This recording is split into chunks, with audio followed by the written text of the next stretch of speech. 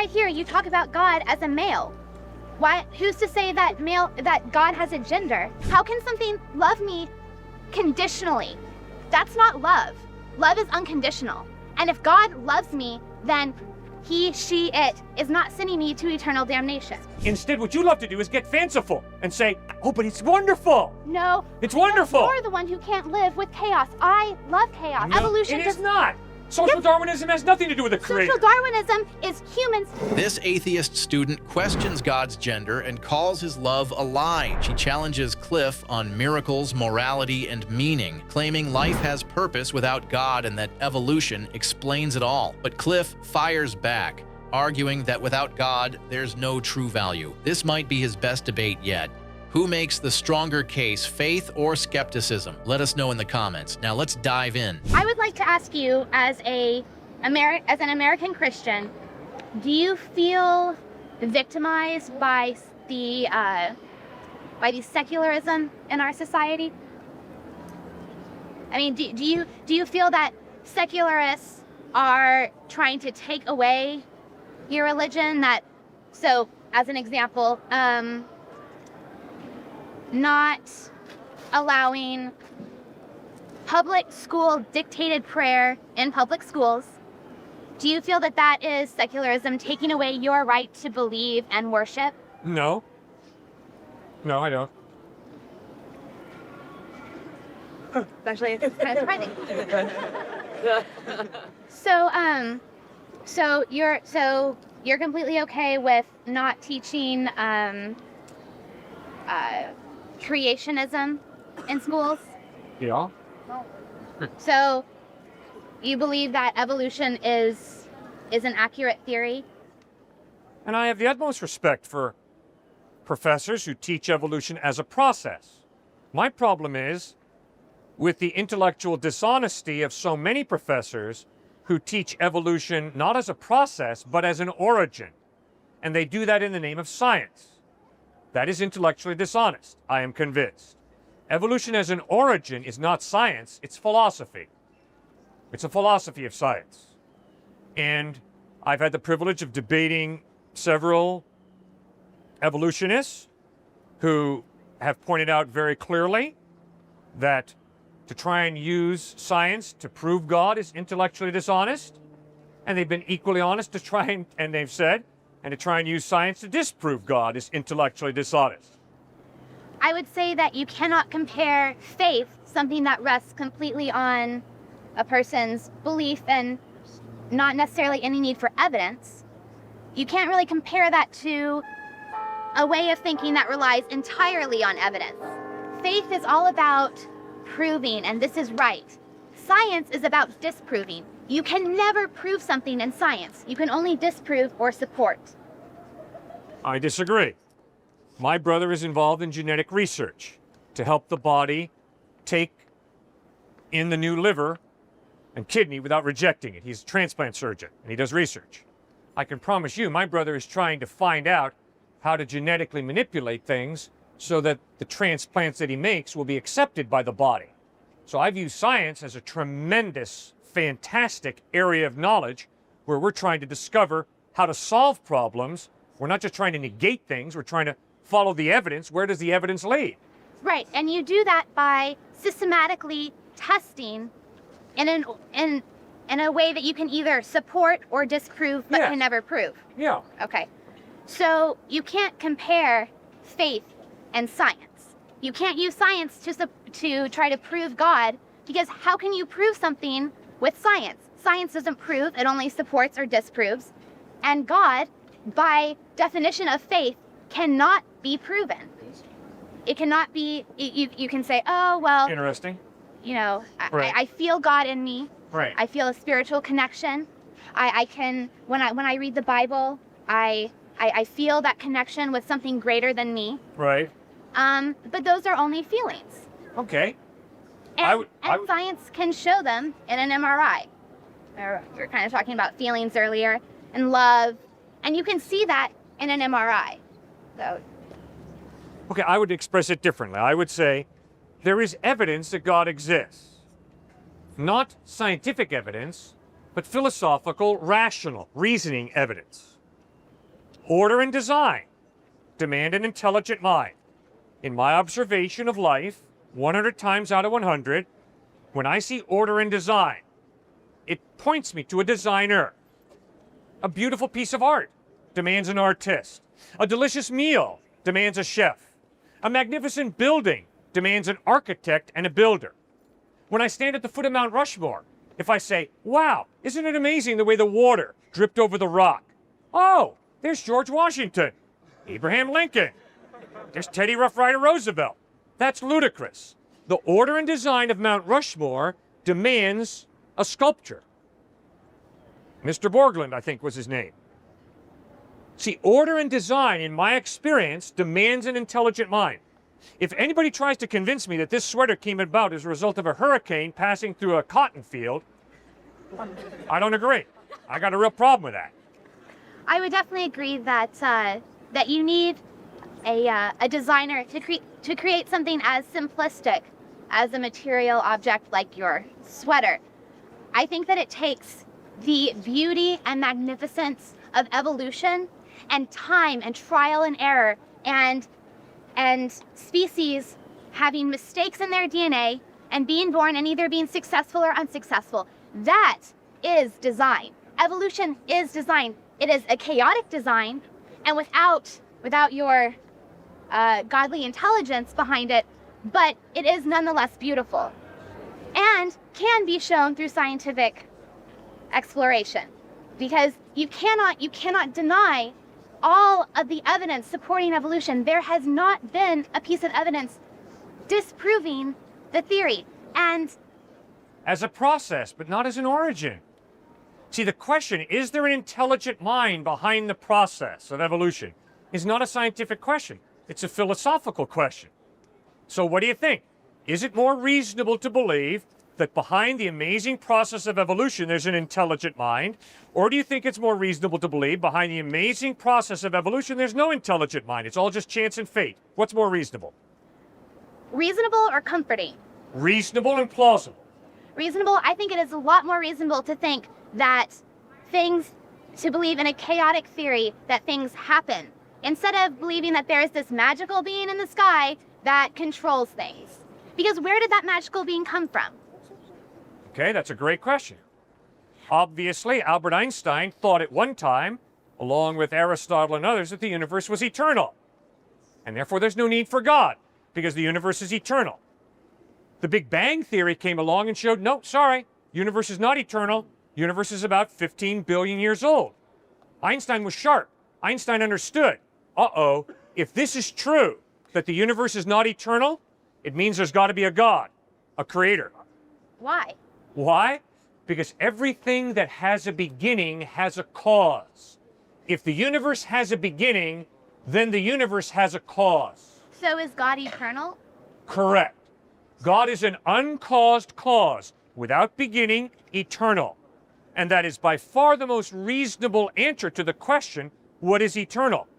Because the Big Bang shows us the universe is not eternal. It's about 15 billion years old.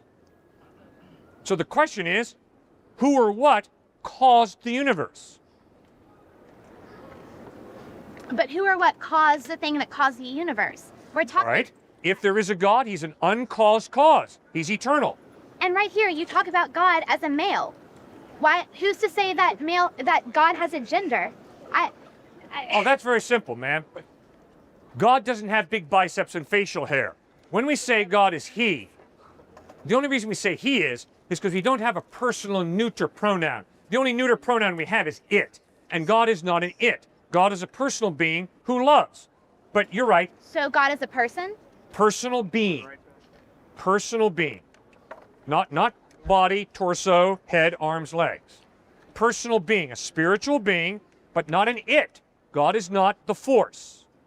God is a personal being who loves you. It's pretty good news, isn't it? Well, some people would disagree with you, but... On what basis? Why would someone say, ah, shoot, God loves me, I hate that?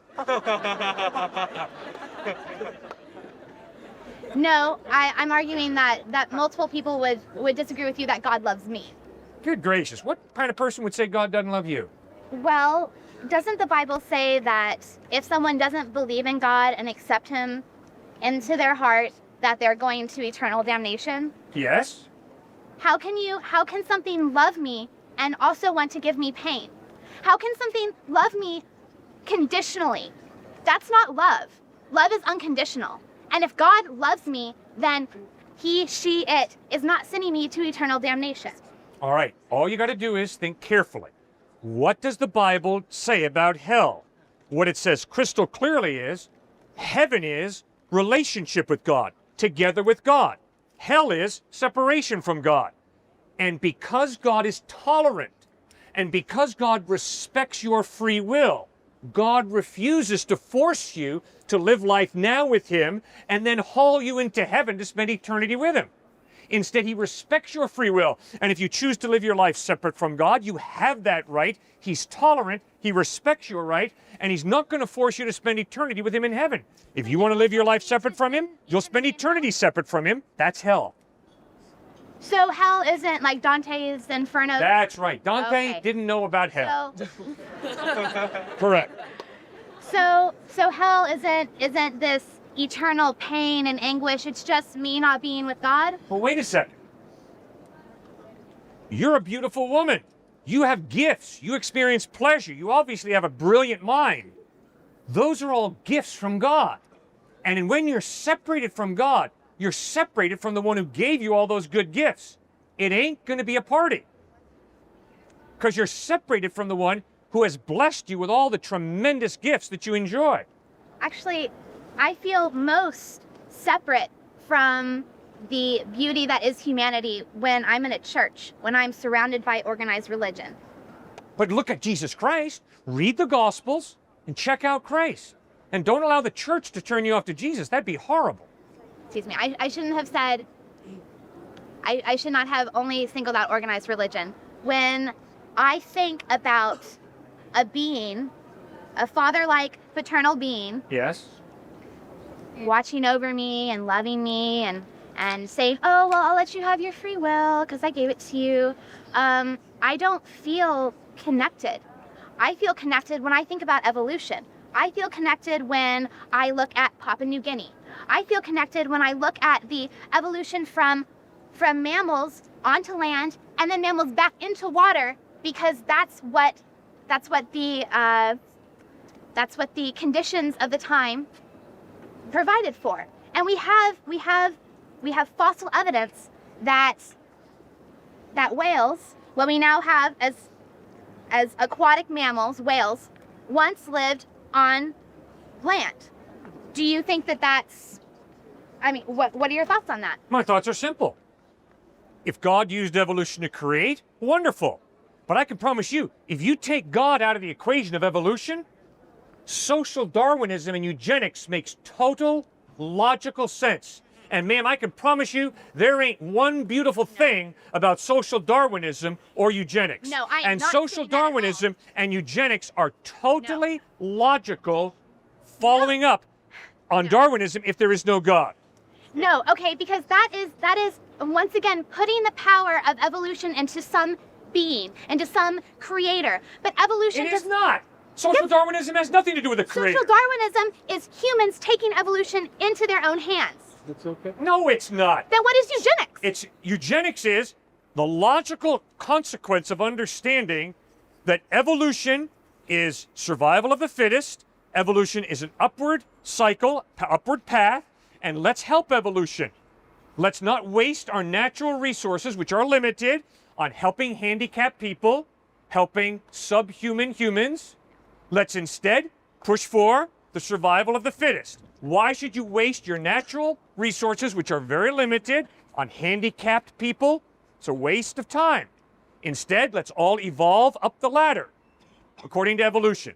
That is very logical. I'm not saying you have to go there, but that is very logical. Social Darwinism and eugenics make total sense if there is no God, and we just are the result of the evolutionary cycle. I believe that all life has intrinsic value. I believe that tree has intrinsic Why? value. I believe Why? Because of the beauty and magic That's had your bias. and the chaos that had to happen to create it. That's beautiful fancy. I love Kind your of like- fancy, kind of like but that's God. all it is. Because in reality, it's all just a cosmic accident, according to your worldview. And how amazing is it that we came, that all of us right here are Yes. here because of accident, because of Bravo. chaos. How beautiful. is Wonderful. that? But it's all an accident. Your number came up in a Monte Carlo game. That's why you're here, according to your worldview. Fine. Your number came up in a Monte Carlo game. You got lucky. You exist. But meaning, there's no meaning to life. You're a cosmic accident. You see, and you can't live with that. Instead, what you love to do is get fanciful and say, oh, but it's wonderful. No. It's wonderful. You're the one who can't live with chaos. I love chaos. No, and that I is not accept it. true. I live with chaos all the time. No, and I you am prescribe committed to God. fighting chaos in the human body. It's called modern medicine. And I'm committed to fighting chaos in society, fighting injustice, and bringing about justice, which is an understanding that human beings do have innate value, intrinsic value. That's why treating them poorly is evil. Just read Nietzsche, Camus, Sartre. They blast your atheism out of the water. They were atheists. But they blast it out of the water because they're logical. And they're saying, you know something? Because there is no God, life is ultimately meaningless. So don't get fanciful and say, oh, but it's a wonderful, meaningless experience. No. That's why Camus says, the only question you got to answer is, why not commit suicide? Your pond scum evolved to a higher order. Don't get fanciful and say, oh, but it's a wonderful, wonderful pond scum. No. It's pond scum. So just face it. Face what you believe. Take it to its logical conclusion. And Nietzsche poured scorn, intellectual scorn, on people who kicked back and said, yeah, there is no God. Life's meaningless. But you know something? You got value. And Nietzsche says, no. You wipe God out of the picture, and you have no value. Face it. Face reality. You're a cosmic accident. A joke. So don't tell me you got value. That's thinking.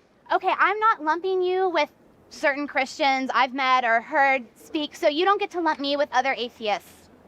Like, you don't get to compare That's me. not what I did, man. Come on.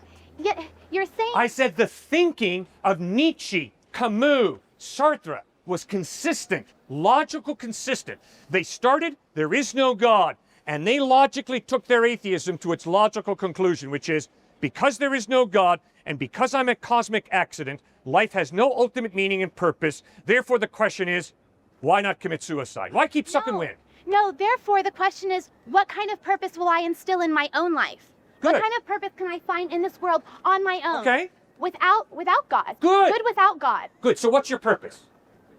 I'm slowly discovering it. Okay. But realize, please realize that whatever you conclude, the opposite is equally valid. Yeah, that's right, because it's all meaningless, and you go ahead and you create your own meaning.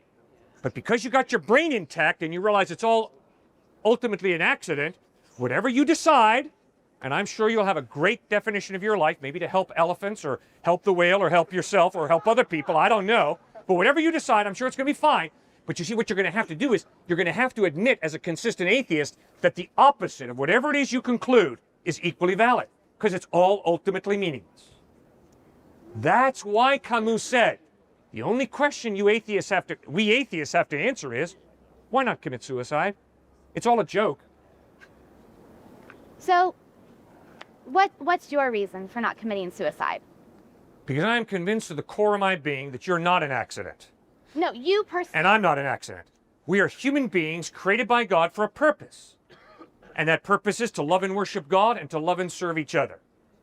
So, you don't commit suicide because you believe that your life has intrinsic value. All human life is created in the image of God. It all has intrinsic innate value. We're just talking about you, though. So I'm you a human being. Okay. Homo sapien.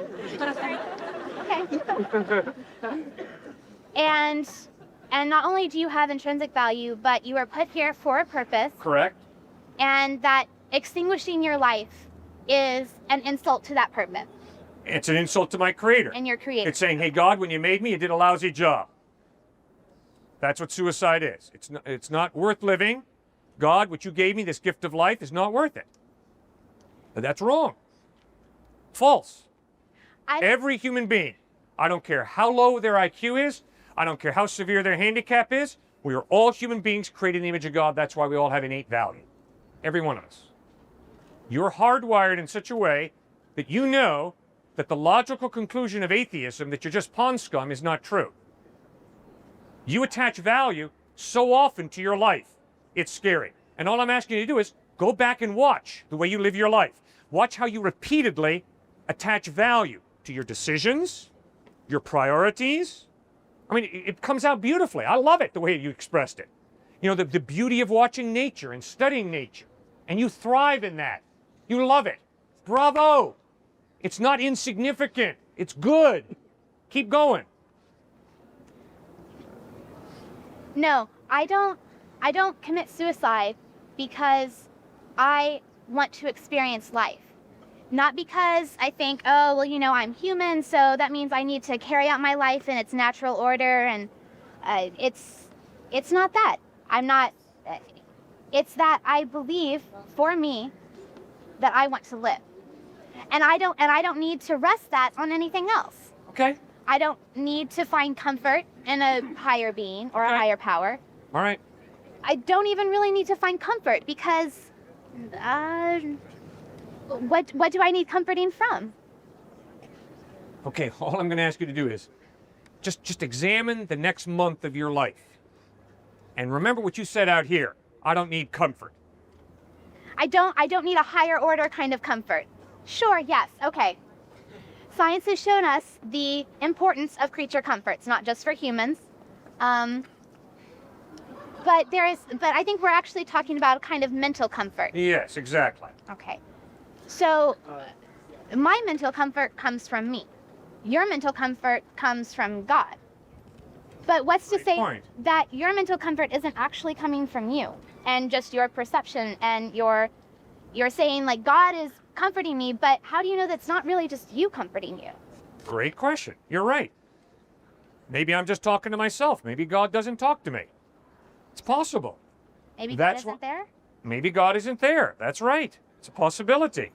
I rest my case. I have to go to class. See, that's really intellectually dishonest. If I acknowledge that it's possible that God doesn't exist, and you say, I rest my case, the implications of that are so dishonest, it's scary. But you did it, ma'am. I didn't do it. That is really scary. That's a great time to stop. Well, she can stop whenever she wants to stop, but she better not walk away thinking, wow, because a Christian says it's possible that God does not exist. I rest my case. God doesn't exist. No, that's not, my case is not that God doesn't exist. Good. What was your point when you said I rest my case? Because I had just said it's possible God doesn't exist, and you said I rest my case. Please explain what you meant by that. I meant that instead of blindly following a doctrine, you are actually admitting to everyone that you have accepted the possibility that maybe you're wrong. And that's really all I ask from anyone who believes in a higher being. And so that's all I really wanted. Oh, all right. So do you admit that you might possibly be wrong? Every day. Good. Good to meet you.